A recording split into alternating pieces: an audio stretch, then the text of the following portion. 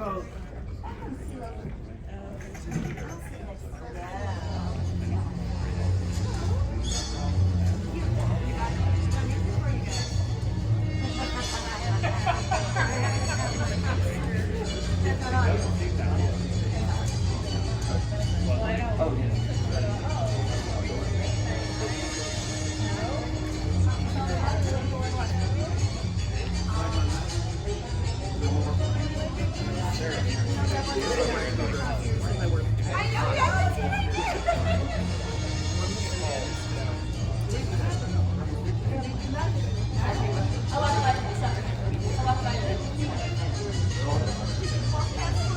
You were very busy. Yeah, you were very, very busy, so I wasn't trying to bother you at all. Summer, Facebook.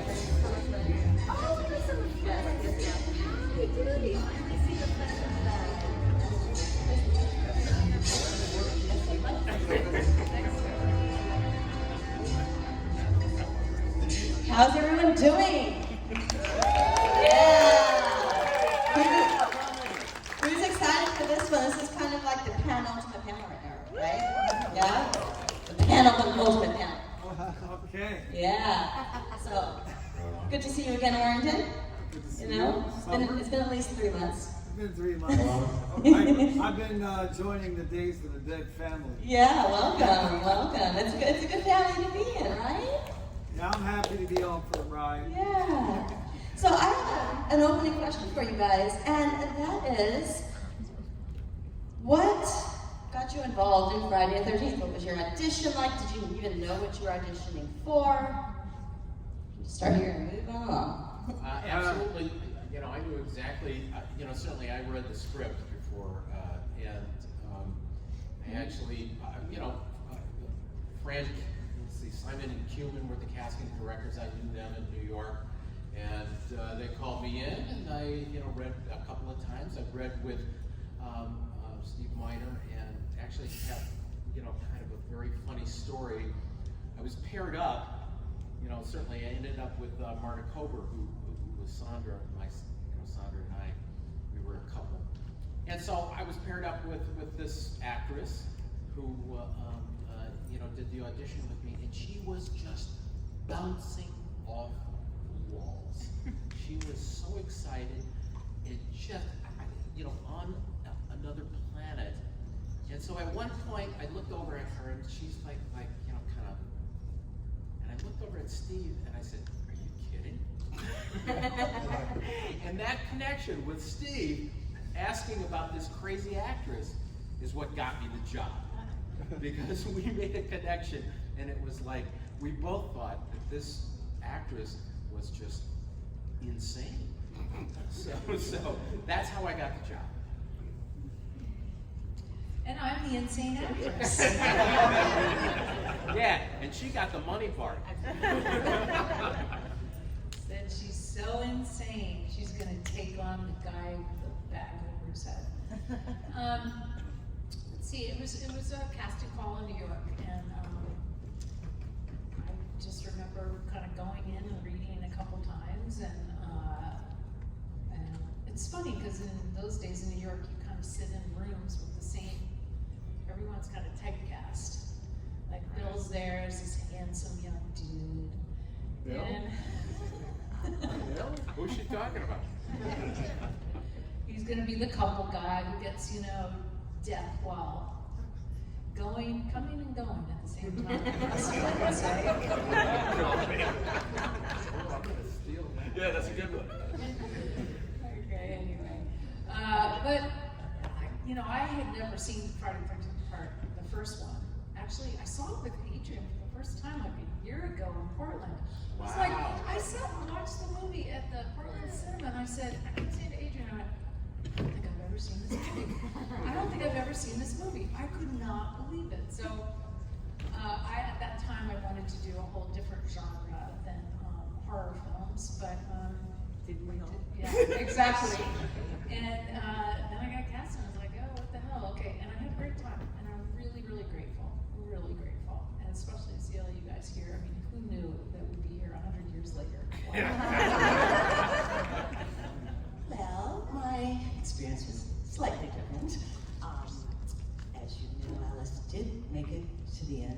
1. But unfortunately,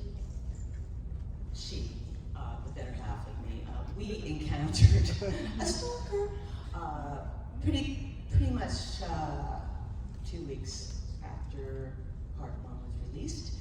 And my world just turned upside down because there were no stalking laws, there were no cell phones, there were no video cameras. So it was basically trying to convince the police and then later the FBI that there was somebody in my world that I didn't want. And they said, oh, well, that's too bad. You do a film like that, what do you expect?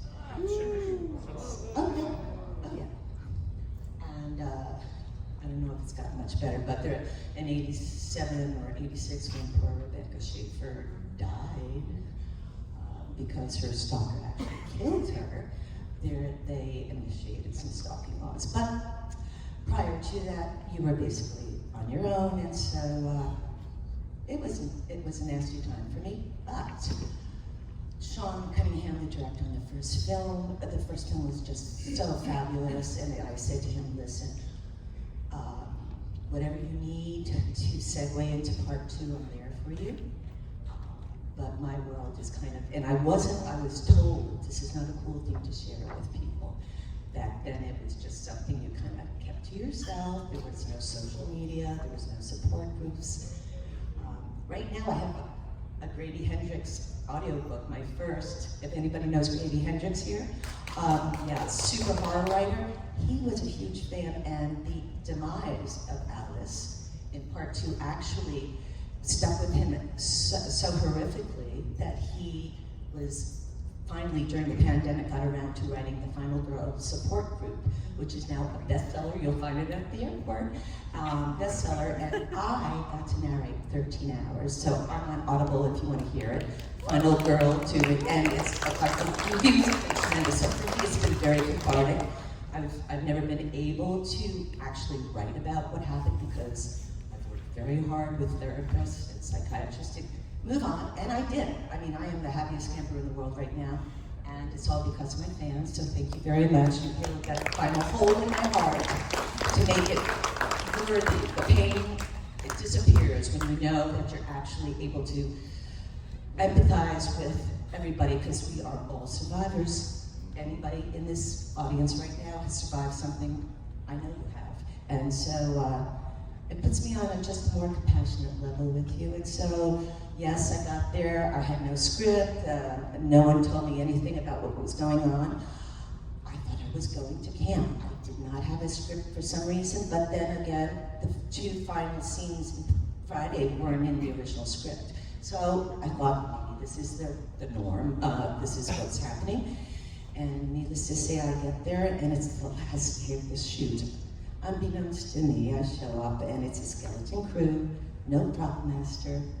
The coffee guy was the one with the retractable ice pick. And forgot to check it.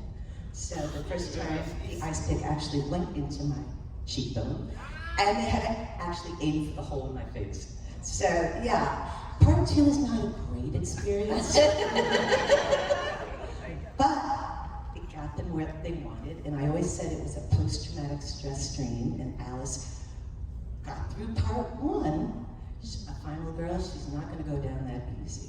So, to me, if anyone's ever been in a horrific situation, you know post-traumatic stress streams can be very vivid, and that's my story, and I was sticking to it, and now there's I always said she was painting in the woods, drinking fine wine. And fortunately, we have a full circle. If anyone's seen a Jason Rising fan film, anyone here? Vinny DeSanti and Jamie Sweet, guys behind them were Hike Alone, made something that proved my theory, so I'm very happy. And now Alice can go back to painting in the woods and drinking fine wine. Crystal Lake wine, by the way. I didn't know those things about you, so I'm glad you're saying that. That's wonderful. Oh, yeah. That's great. I'm Russell, I'm Blake Scott, and I didn't have an agent at the point that I got this project. I actually saw it. There was a newspaper kind of magazine called Backstage that listed auditions and things, and I saw it in there, and I, like you, had seen the first one, and I was a fan of Friday the 13th. And I thought, well, that's cool, they're doing a sequel. I enjoyed the first one. So I met Steve Miner and auditioned for him, and I think I went back a second time, and then I got the part. And then, of course, all of us were shipped up to Kent, Connecticut, where it was shot. And that was just, Did like you you have said. a party? Did what? Did you all, like, because I didn't experience your camaraderie. I know on part one, we loved being with each other, and it was a party. Oh, and we it was did. So much Oh, fun. it's funny, we Every didn't day was a feel party. that way. Like, I didn't really, oh, no, nice, I love No, but we all got along very it. well. Except for Amy, I thought everybody was really great. But anyway, it was a great experience for me, and like you had said, also very grateful for you guys, because this franchise has just gotten, off the scale. It's amazing, the longevity of it, and it's because of you. And we love that, and we're very appreciative of it. So thank you. The best fans in the world. Part. Friday Yes. fans. Friday fans, campers. Thank you. I really think, Yeah, you guys you're great. I mean, I never thought I would ever see this in my life when I did this movie. It was just a job. I didn't make that much money. Who ever thought 40 years later people would still be interested in this? It's astounding to me, really. But I did this. I was actually in New York on vacation. I didn't know anything about Friday the 13th. I'd never seen the first one. And my agent said, "Do you want to go for an audition while you're here?" I think I went for 2 or something, or 3. I was there for like 2 weeks. Can you all hear me okay? Yeah. Okay. And I said, sure. Sure. And she said, it's for a horror movie. She didn't even say it was a Friday the 13th. And then I got there and I met Steve, and it went well, I guess. And I went back to LA, and Steve lived in LA too. So Steve called me when I was in LA, and he said, "This is true." He hadn't even told me I got the part. And he said, "Do you want to go see the Texas Chainsaw Massacre?" And I said, "Why would I do that?" And he said, "Well, have you ever seen Friday the 13th?" I said, "No." "Have you ever seen a horror movie?" I said, "No." So we went to see it, and we went and had a drink, and he said, "Well, I want you to do the part." It was like that kind of thing. It wasn't even through my agent. It was like, Makes no sense. yeah. That makes no sense. What? Makes no sense. That didn't make any sense. No, your story did. Before? Your story What? did. Did you know Steve before? No, I know. You just said, let's go see a movie and. He did. He said, "You want to go see Texas Chainsaw Massacre?" That's the part that makes no sense. Yeah. I know. Yeah. Right? Just saying. That's So where was I? But I'm still like very friendly with Steve. I play golf with Steve all the time, and we're still friends. And we played tennis for many years after that because we both love tennis. And I've worked in 2 or 3 other things that Steve has done. I had a recurring role in. What was that Disney? I forgot my credits. What was the Disney? What was anybody know the Disney series with the kids that spoke sign language? It was on ABC Family. Anybody know that? I've thought somebody could help I've got me your out. resume right here. I thought somebody could. Anyway, I did it. Steve was a producer and director on that, and I did several episodes of that. Anyway, that's my story, and I'm going to turn it over to Lauren right now. Say the same thing. Hi, everybody. Thanks again for coming. This is really just incredible that what's going on with the franchise and that we're all here. Some of us haven't seen each other in many years, like this guy. Yeah, so it's really cool that we're all brought together, and it's cool for you guys, but it's really awesome for us too to catch up and hang and say hi. I got the role. I was doing a lot of TV commercials at the time in New York City, where I was born and raised, and I got a from the Bronx. From the South. I'm from the South Bronx on the 49th Cross. We'll be right back to you. No. I'm a Yankee fan. Grew up in a tenement and then moved to the projects. Yep, cockroaches and everything crawling across my face growing up. I kid you not. Very, yeah. Shoes that didn't fit, so my feet actually look like this because I didn't have shoes that fit. I have really weird looking feet. Anyway, that's neither here nor there. So I got called in by the casting director. Meg Simon. Yeah. Yeah, because she cast me in a lot of TV commercials, and they called my agent. They said, well, is Lauren Marie, looking to do movies and whatnot? And she said, of course. What actor doesn't want to, do a movie or what have you? And so she says, well, we're looking for a very specific type, just like a really nice all-American girl. And they're like, that's Lauren. So I went in and read with for Steve Miner, the director, and with Meg, and basically that afternoon got the phone call that I got the part. So there you have it. Easy breezy. It was easy Yeah. breezy, and then it got shipped off to Connecticut. With the rest of these guys, scared me a few times and freaked out because I'm from the Bronx and it's loud and it's noisy and there are lights everywhere. And here we are in the middle of the woods, and it was really creepy. So it really set the tone when we got there. Just the creepiness of being at a sleepaway camp. Lord, Got to it. I just want to say, to add on to Oh, that, yeah. when we would finish work, some of us, we're in that lodge, we see a lot of it, and then we had to walk down this long road with big tall trees on both sides, to get to cabins. Oh, And yeah. after work, I remember walking down that road, and some of the crew would be in the bushes going, kill. Yes. Scared me. Yeah, they would scare us. They were horrible. But it was dark and it was creepy us and it was cold. The other thing, we shot for like 8 weeks, and 6 weeks of it was at night. We would go to work at dusk and work till dawn. Yeah. So we were completely screwed up. I believe, correct me if I'm wrong, but didn't we do the daylight stuff the last 2 weeks? So we had No, already we been- did that first. We did that We first. did the Yeah. daylight stuff. Like I said, we did that first. and then we did the The stuff. mind's the first thing to But go. it's your body's still out of rhythm, because that's right, it probably was last, the dark stuff, Yeah. because it takes you a while, and you're like, want to sleep in the day, and anyway, but 6 weeks in the dark. Don't Next. you remember at breakfast, they had like Yeah. eggs, sausage, pancakes, and whiskey? Yeah. That was the end of the day. That's right. Yeah. Wow. Wow. For your coffee, right? For your coffee. Oh, I don't know. Yeah. And that's a we did the beautiful coffee. town. Great. That Kent, Connecticut, where we shot it, is a beautiful town. It's very pretty. I mean, where we actually shot was a little like a campground, but the little town was great. Kent's a really pretty town. Very quaint. Yep, very quaint. What about you, Warrington? How did you get involved? Wow, this is shocking to be here. Thank you all for coming. Thank And this you is all. a reunion, right? Well, not a reunion, but an anniversary, right? Yeah, so incredibly supportive to all of us, to me, to the brand. And I guess we're really here because of the huge success of the brand after, we made our mark. But, wow, it's a shocking set of circumstances. And yeah, I'm overwhelmed that we're still talking about it now. But to answer your question, I had come from college, Villanova, came to New York, and I'm going through the acting school story, still trying to find out what the hell you're going to do with your life. So at that time, I guess Lee Strasberg was a good answer. Okay, I'll go to acting school, and then I'll figure it out from there. I guess then you start to make the rounds, and you're reading the trades, you're reading this, reading that, and if you're lucky, you might have an agent. And then, yeah, that agent gets a call for, I guess they referred to it as Friday the 13th. I don't know. But then they give you a script, and the script said Jason on it.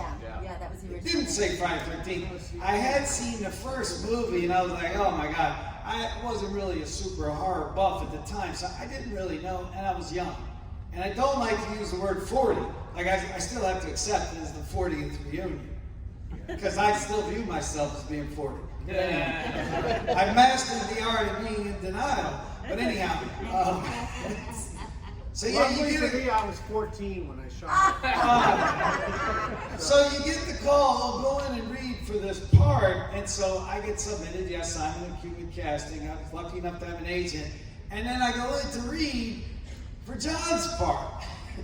Yeah, so I'm here reading. Okay, I'm like, I guess the handsome counselor at the camp. Yeah, so I'm reading. Then they call you back. Then you got to meet the director, Steve Miner. If you're lucky, you get a call back. You're like, oh man, I got a call back. Then you might meet Frank Mancuso, one of the young guys producing it. Then you meet the whole team, right? Then you get hit with the bad news by them saying, Warrington, we love you, but you just can't be that counselor. We're going to have to go with John Furey. Who is that shithead? I was dying. Okay, well, we like you. We like you. We want you involved with the movie. Oh, that's great. You can do anything you want with me. Then they said, well, we're happy with John Furey, but we don't know what to do with you, so you know what, you could be Jason. And I go, well, who the hell is he? Well, because at this time, he didn't exist. Like, you come up out of the lake, right? And then you're reading the script. Well, gee, he doesn't talk too much. Okay. And then they go, well, you mind if we shave your head? We really need to get this short feathered hair. You got to do this, got to do that. What? And then it could do, well, we got to send you to the dentist. We got to get a whole, concoction of the worst dental problems known to mankind. Okay. And you're all excited. You got a part in the movie. You don't really care what the hell you're doing, right? Yeah, I'll do any goddamn thing. Shave my head. I don't care. Give me some teeth. Whatever. We're going to do it.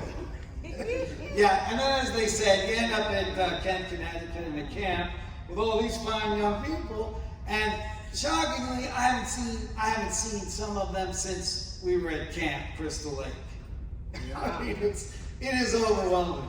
But anyway, it's been an amazing journey, and I guess I consider myself lucky to be in the family of Jasons, and you all have made the brand what it is today. So we're still talking about the journey of Jason, and I'm grateful for all the things that you all collect and feel part of the Jason Friday the 13th family. What can I say?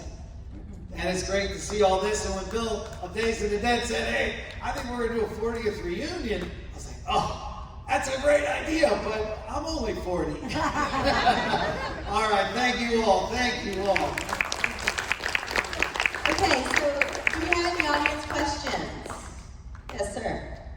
Well, y'all look like you're great partiers, and I know y'all gonna have some great party things that y'all did after shooting. I just would like to hear one or two if y'all have any stories. Well, certainly the thing is that, that Amy said here in terms of breakfast. Breakfast was the meal. And it's true, they had the eggs, they had the, bacon, potatoes, whatever. And then they had the booze. A full bar. And people would bring things, okay, I'm from, because a lot of the crew wasn't necessarily from New York or whatever, and they would bring in, in my hometown, this is the drink that everybody drinks. This is the best drink. So people started, mostly the crew, because they were more mobile than we were as the cast.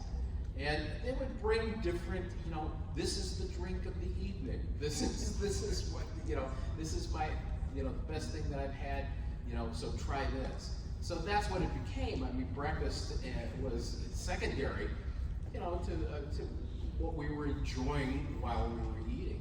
And that was a lot of fun, because essentially you were dead tired after working for 12 hours at night, and you have this breakfast, and we would all share drinks and whatever, and then wham, you're out for the day. And it certainly helped to be able to sleep that way. But those were the parties. I mean, we were out in the country. So it wasn't like we could just jump down into town and go to the local bar. No Ubers. There were no Ubers. No. I don't think so. Well, let me tell you one thing, that if you're in a film shoot, the whole thing is going on at night, right? You're going to start when it gets dark, so then there's going to be lunch at midnight. And then the breakfast you're having is at the end of the day, I guess, before the sun comes up. Or no, that's dinner. Sorry, that's dinner. That's at the end, right? You're living your life in reverse is what I'm trying to say. And I had all the false teeth in my mouth, so I couldn't eat anything or drink anything. So now I'm sitting out on the set, and I'm going, what am I doing? What is going on here? And it did roll around on my birthday, so now I'm sitting in a chair in the woods. And you close off an eye for like over 20 hours, whatever it is. It's really annoying. You lose your depth perception, and you're drooling, and you're not happy. And you're sitting in a chair in the woods when all these guys are all eating and drinking. And I'm sitting there, waiting for Amy. We were trying to isolate him. Yeah. There is no reading this one in. Any other questions right now? Yes. So watching part 2, for me, it seems to be the one that's like kind of the campiest feeling, you know?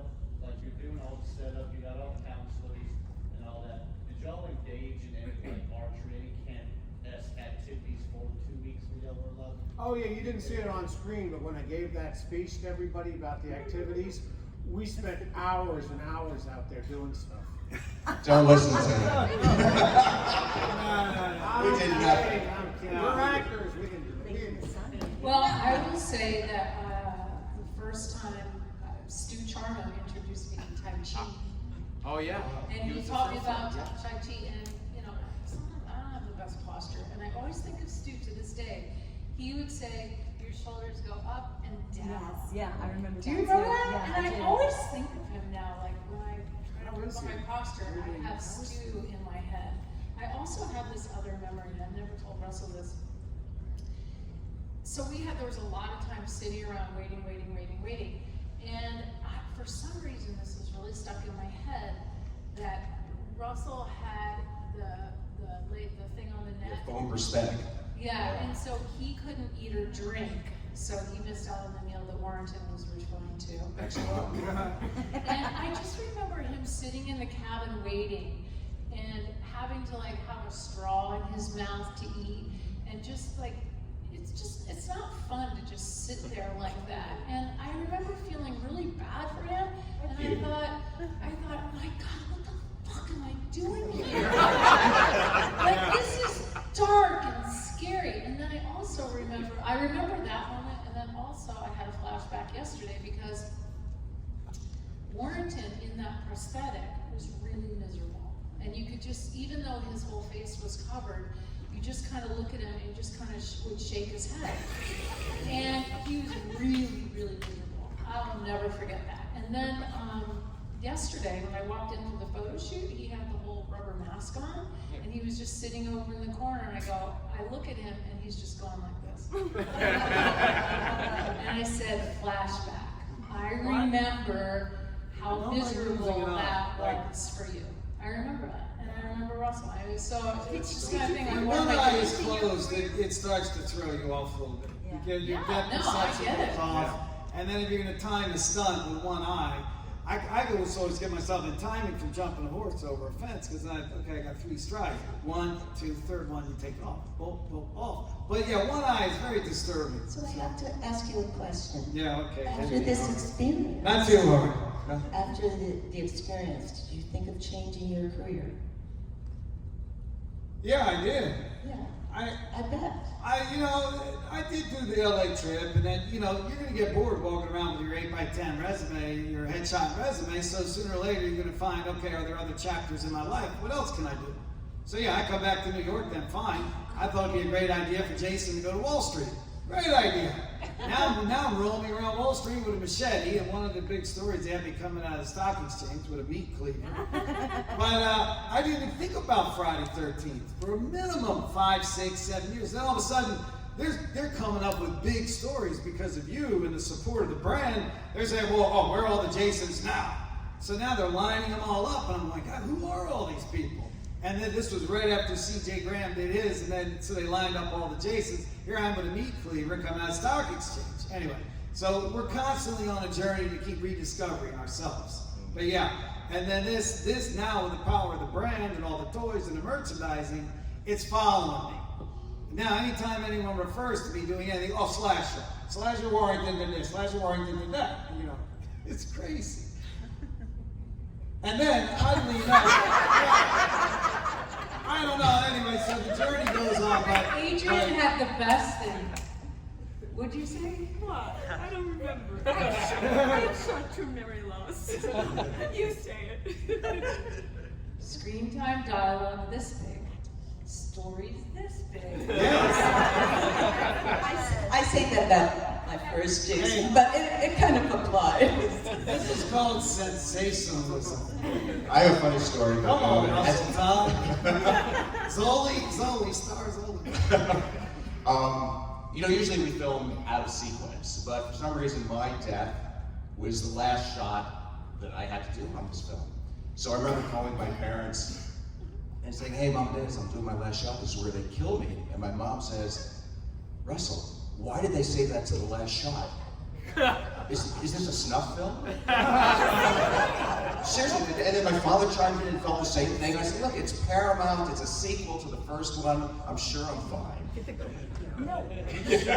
But I literally had to call them after, no matter what time it was, to let them know I was still alive. I will say the same thing. What they did is they had, I don't know if any of you guys were there, but they had a screening of part 1 for us before we started the movie. So I guess it was whoever was in New York or available to go and see this screening. And it was before the actors from part 1, before it all exploded for them, because it had just come out. So nobody knew who Kevin Bacon was, and he was a big actor around New York, so some of us knew him, but most people didn't know him. And I hadn't seen him for a while on the circuit, on the commercial circuit. So I'm watching this film, and I went home to my mother, and I said, I think this might be a snuff film. She's like, yeah. She goes, why do you say that? And I said, because I've never seen any of these people again on the streets of New York City. And she was like, well then, don't do it. And I'm like, yeah, it's gotta be legit. Same thing. It's Paramount Pictures, my agent set me up with this, but it was the same feeling. I thought, this is a snuff film. I remember walking out of the screening like this.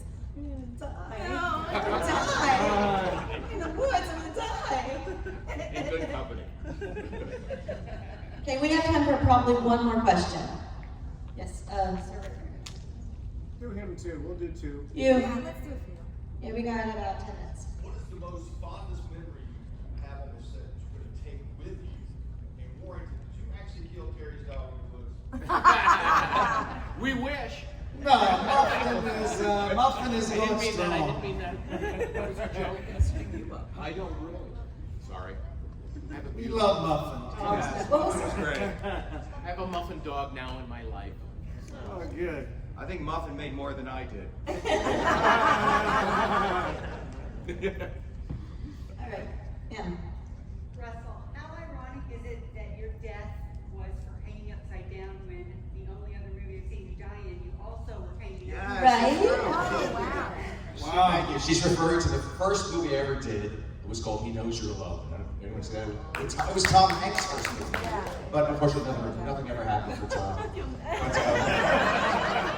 But it opens where you see I'm in a car with a girl, we're making out, and then we hear something on banging. I go out there, and I go out, and then she wonders, "Where are you? Where are you?" She comes out, I'm hanging upside down with my throat slit, and I'm dead above the car.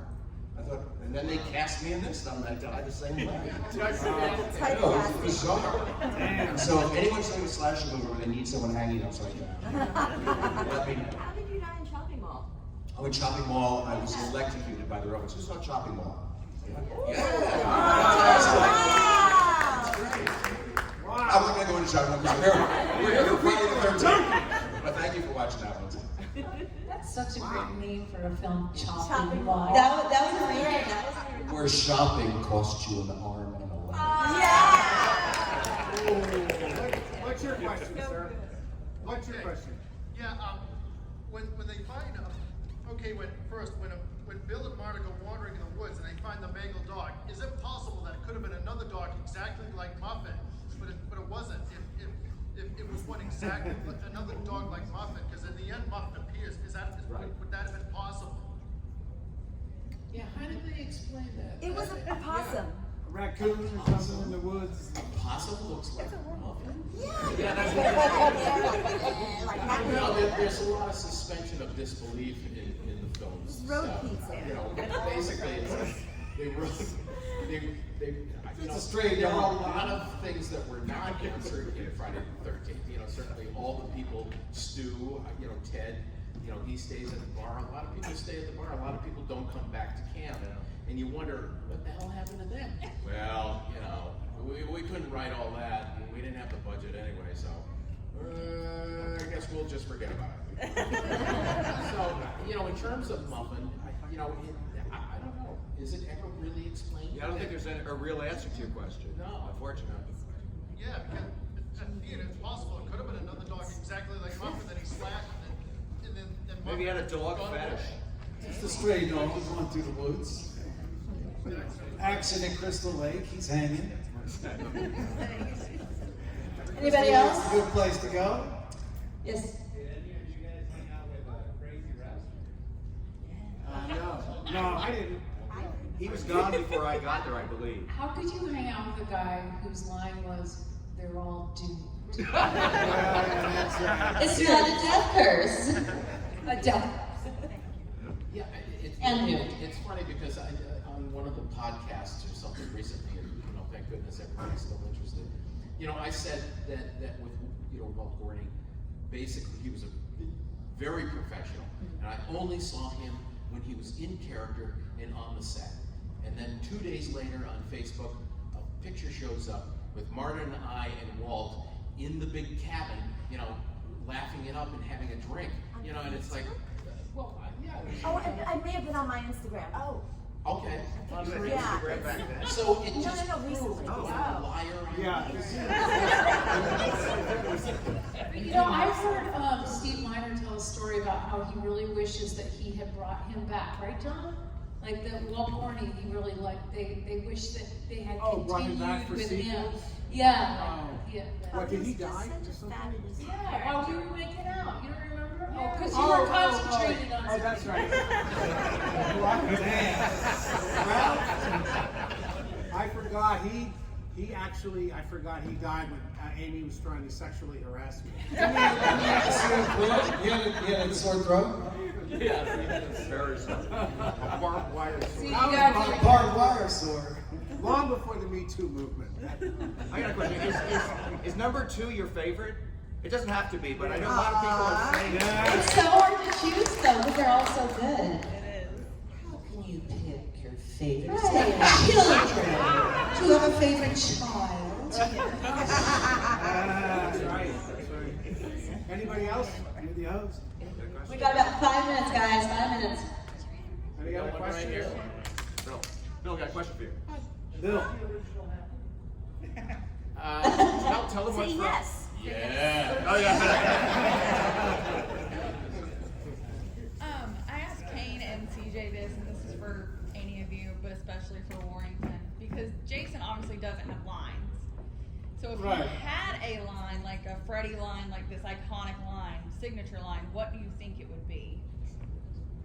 For all. I know, it could be die bitch die. It could be run bitch run. It could be I killed for mommy. Your ass in my cat. Now. Well, that's a really interesting thing because we have a podcast called The Dolls of Horror, and one of our segments is Epic Line. So I want to wrap this up by asking all of you guys, do you have a favorite line that you've ever said, either in this movie, TV show, stage, whatever? Epic line for you. Well, was it really? Well, asshole. This is my Good one. Classic. It's kind of like one of my Friday the 13th Part 2 identities. What am I going to say? You know. Jason, mommy. No. Mommy's No. Thank you. There is someone in this fucking room. Well, it used to be, and he's still there. But now it's payback's a bitch. I think probably, goddamn that Paul and his wilderness bullshit. That's a great one. You had my lines. I like die bitch die. Who, me? Yeah, you're next. Oh, Epic line. Doesn't have to be yours. It can be anyone's. I don't have a favorite line, I have my favorite moment. Okay, we can take that. Putting on the brown undies. That was my favorite moment. I love those brown onions. Yeah, just the campfire scene was a lot of fun. That was a lot of fun to do.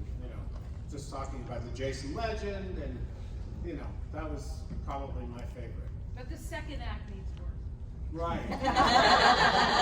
What do I say? I say before you say that line, I say what? I say, how is that, pretty good, or something like that? Yeah. Yeah. Well, Thank you guys. thank guys you. are great.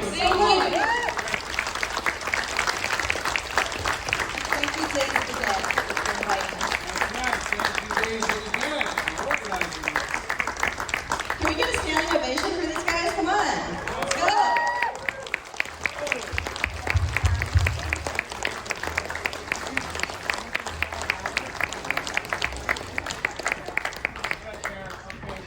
Boys and girls, come on. We're gonna do our party. We're all only 20 years old. 1, 2, and 3.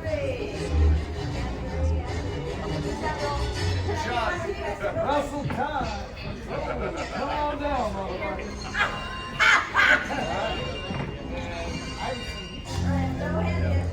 Wow.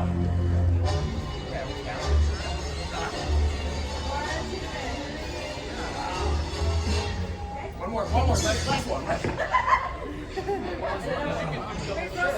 Oh, by the way, I found the picture with Wall 40. It is on my Instagram. Wait, guys, just face this way. Come here.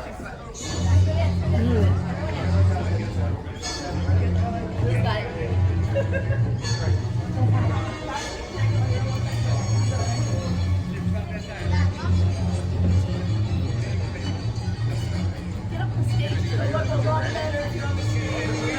Come up on the stage. So we have one more. Wow. Camera up. Up, higher, higher, higher, higher. I've had to cook my husband for 5 years. Thank you, guys. Thank you. You're the greatest. Jackie Gleason said, you're the greatest.